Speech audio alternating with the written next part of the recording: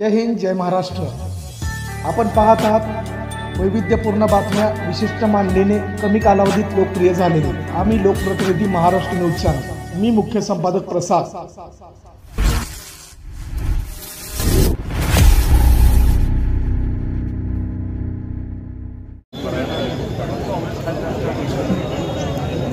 हात वरती करू नका.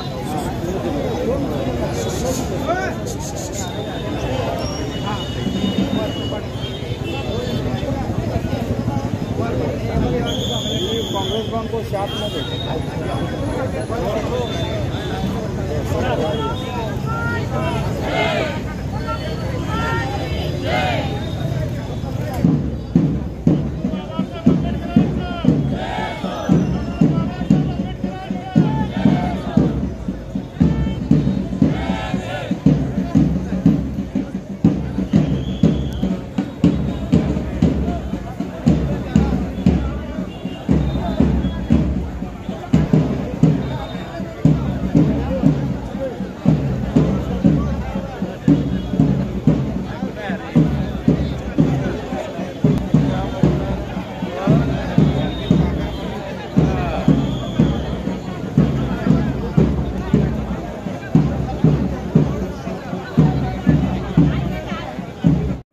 सगळ्यांना मनापासून शुभेच्छा देते.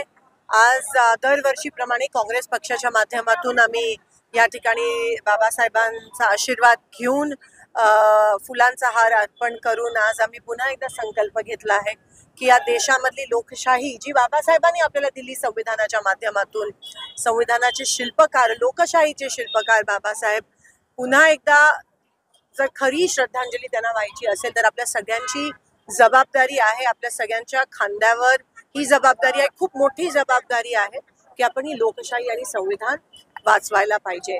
जेव्हा सत्ताधारी जे आहेत ते त्यांचे विचार बाबासाहेबांच्या विरोधात आहे, जेव्हा त्यांचे गृहमंत्री म्हणतात संविधान संविधान संविधान ये फॅशन बन गया है, म्हणजे एवढ्या अशा पद्धती ते संविधान आणि बाबासाहेबांचा तिरस्कार जर करत असतील तर आज काँग्रेस पक्षावर आणि बाबासाहेबांच्या लोकशाही आणि संविधानावर विश्वास ठेवणाऱ्या प्रत्येक देशातल्या व्यक्तीची जबाबदारी आहे की आपण ही लोकशाहीची चळवळ, लोकशाहीची चा जो दीप आहे तो जिवंत ठेवला पाहिजे, अखंड ठेवला पाहिजे.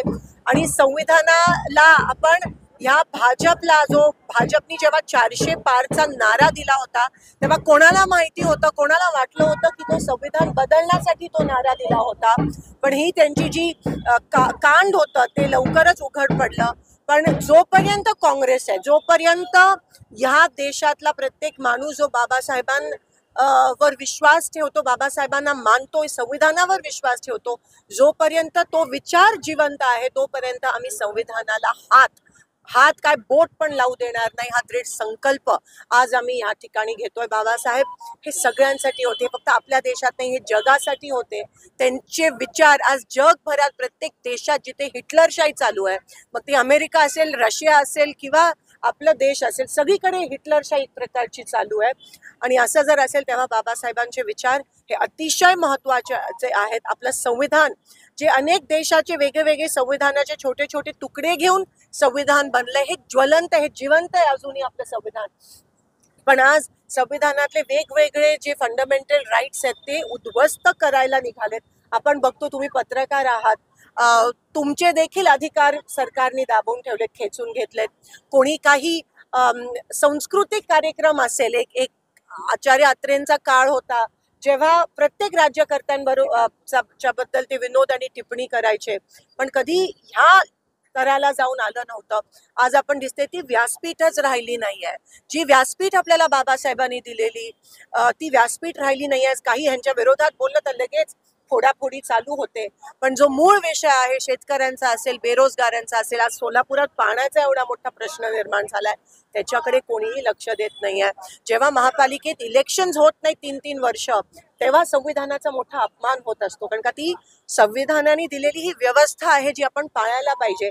पण हे सरकार, मग ते केंद्र सरकार असो, राज्य सरकार असो, ते संविधानाला मानत नाही. ते संविधानामध्ये दिलेले जे काही अधिकार आहेत ते लोकांकडून हिसकावून घेत आहे आणि हळूहळू आपलं देश हिटलरशाहीकडे वळवण्याचा प्रयत्न करतायत, पण आम्ही होऊ देणार नाही. इथे जर कोणाची हुकुमशाही असेल तर ती लोकांची हुकुमशाही आहे, जी आपल्याला बाबासाहेबांनी दिली. त्याला लोकशाही म्हणतात. आणि संविधान हे सर्वश्रेष्ठ आमचं आहे, ज्याचं आम्ही रोज वंदन करतो, ज्याचं पूजन करतो. आणि त्या संविधानाला आणि त्या बाबासाहेबांना आज मी सलाम करते आणि जयंतीनिमित्त सगळ्यांना शुभेच्छा. लोकशाही समोर विशेषतः आरोग्याचे विशेष प्रश्न होत आहेत. महिलांना पैसे भरले नाहीत म्हणून त्यांचा मृत्यू हॉस्पिटलमध्ये होत आहे. कुठं पाण्यामुळे, दूषित पाण्यामुळे मृत्यू होत आहे. या राज्याच्या बिघडलेल्या आरोग्य व्यवस्थेकडे आपण नाही, नक्कीच कुठेतरी महिलांवर अत्याचार केला जातो. महिलांच्या हॉस्पिटलमध्ये पैसे भरले नाहीत म्हणून तिने नुकतीच बाळंत झालेल्या महिलेचा जीव जावा लागतो. इकडे 13-14 वर्षाच्या लहान मुलींचा त्या ठिकाणी जीव जातो आमच्या सोलापुरात. हे सगळे ज्वलंत प्रश्न असताना देखील हे सरकार जबाबदार आहे. पण एक खोटं सांगून सरकार सत्तेत आलंय महाराष्ट्राचं. मुख्यमंत्री आधी म्हणतात आम्ही कर्ज माफ करू, नंतर म्हणतात सगळे जे वचनं देतात ते काय पूर्ण केले जात नाही. एवढं जर फसवत असतील आणि लोकशाही पद्धतीने तुम्ही जर कुठेतरी सरपंचाचा मृत्यू होतोय, 1.5 महिना जाऊन एवढा विचित्र त्या प्रकारे त्याला छळ केला गेला, हे मुख्यमंत्री उपमुख्यमंत्र्यांना माहिती असून तो व्हिडिओ बघून सुद्धा ते हसत खेळत होते. म्हणजे एक मानसिकता किंवा एक आतला जो आवाज असतो तोच राहिला नाही. अतिशय निगरगट झालेत. तिकडे दुसरीकडे एका दलित मुलाची हत्या पोलीस कस्टडीमध्ये होत असते, टॉर्चर होऊन, आणि सरकार ह्याबाबत काहीच करत नाहीये. शेतकऱ्यांचे विषय, कालपर्यंत शेतकरी आत्महत्या देत आहेत. आमच्या इथे पाण्याचा प्रश्न, घाण पाणी, पूर्ण सोलापूर शहरामध्ये घाण पाणी येत आहे. पाणी पुरवठा पूर्णपणे विस्कळीत झालाय. पण अजूनही महापालिका ह्या ठिकाणी महापालिकेची इलेक्शनचं काही आता पत्ता नाही आहे. हे सगळ्या गोष्टी आहेत ते लोकशाहीला ज्या अपमान करणाऱ्या, लोकशाहीचा खून करणारा. आणि जेव्हा लोकशाहीचा खून होतो, जेव्हा लोकशाहीचा अपमान होतो, तेव्हा संविधानाचा अपमान होतो. जेव्हा संविधानाचा अपमान होतो तेव्हा बाबासाहेबांचा अपमान होतो. आणि म्हणून या ठिकाणी मी ठामपणे म्हणते की हे सत्ताधारी भाजप सरकार जे आहे ते बाबासाहेबांचा रोज उठून जर एक कोणती गोष्ट करायची असेल तर ते बाबासाहेब आंबेडकरांचा अपमान करत आहे. सोलापूरच्या राजकारणात